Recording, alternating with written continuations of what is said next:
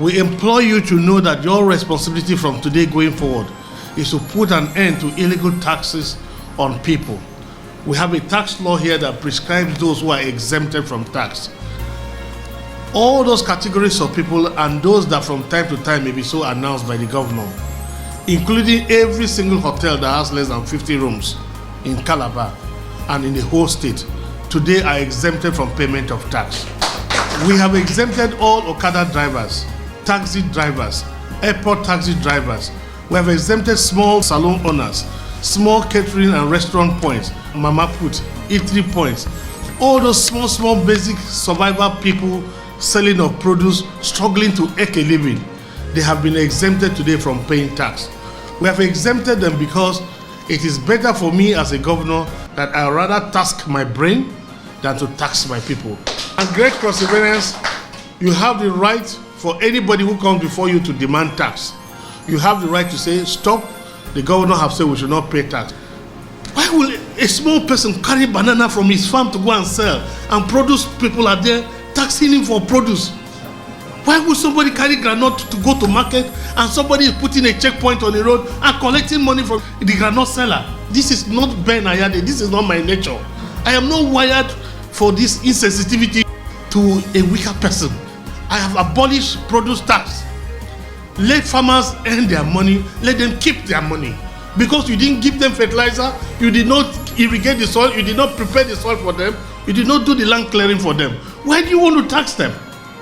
Why do you put pressure on that your small brother or sister whose situation is much worse?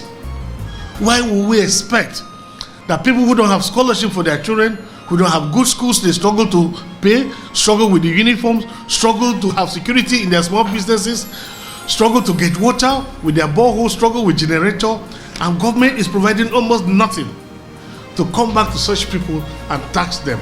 I think this is the greatest injustice. I never knew that 5 years into office as governor, I would still find somebody who could live in a thatch house in Crosswell. I almost cried because I knew how prepared I was, but it didn't end the way I had dreamt for the state. And I just think that somewhere God will just help me, because I really wish I could really wish I could help. It's very painful, truly. I can't put 5 years and I've not been able to do the change I wished. I know of some small people whose businesses are closed because even after signing into law that they should stop collecting tax, I still find people giving political appointment for a completely different thing. And you see them go back to these same people and dragging them and seizing and closing their shops and taxing.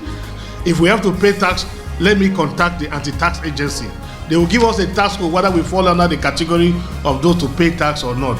So your vehicles, your public life, your telephone numbers will be in the public domain, because everybody must call you to clear whether they have to pay tax or not to pay tax.